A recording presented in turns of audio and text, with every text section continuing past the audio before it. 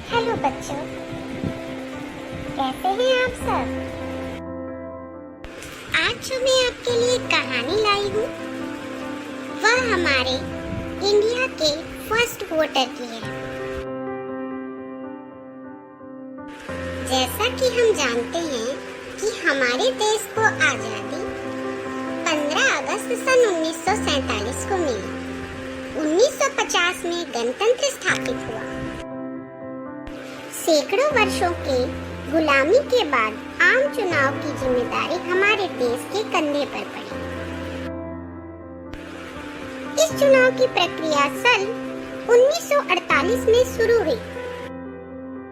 ये सभी प्रक्रियाओं के पूर्ण होने में काफी समय लग गया और चुनाव 2 साल देरी से हुआ।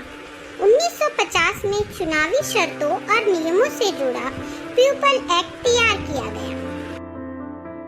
जनगणना के आधार पर देश में 497 सीटों पर चुनाव हुआ। 25 अक्टूबर 1951 को वह ऐतिहासिक दिन आया जब अपना नेता चुनने के लिए लोगों को मतदान शुरू किया गया। पहले आम चुनाव के लिए पूरे देश में वोटिंग फरवरी 1952 में हुई, लेकिन हिमाचल प्रदेश में ठंड और बर्फबारी और भौगोलिक परिस्थितियों को देखते हुए चुनाव आयोग ने वहां 6 महीने पहले ही वोटिंग कराई। 25 अक्टूबर सन 1951 को डाला गया था पहला वोट। वह खुशनसीब थे जिसने आजाद हिंदुस्तान के पहले लोकतांत्रिक महापर्व में पहली बार पहली कतार के पहले वोटर के तौर पर इतिहास में अपना नाम दर्ज कराया। श्याम शरण नेगी हिमाचल के किन्नौर जिले में जन्मे श्याम शरण नेगी ने भारत के पहले मतदाता के तौर पर अपना पहला वोट 25 अक्टूबर सन 1951 में डाला था।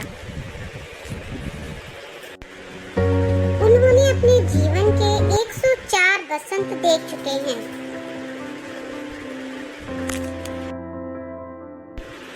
ये स्कूल के एक प्राध्यापक थे। आजाद भारत में पहली बार वोटिंग के रोमांच और जुनून की वजह से नेगी ने अपने अधिकारियों से इजाजत मांगी थी।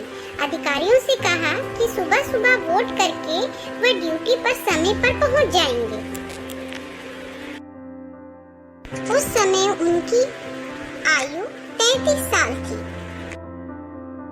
इस प्रकार श्याम शरण नेगी आजाद भारत के पहले मतदाता बन गए। श्याम शरण नेगी अब तक 13 बार विधानसभा चुनावों के लिए और 18 बार लोकसभा चुनावों के लिए भी वोट कर चुके हैं।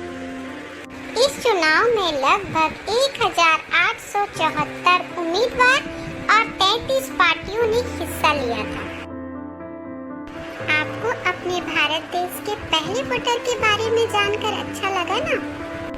आज के लिए बस इतना ही। Thank you for watching Sharda Classes.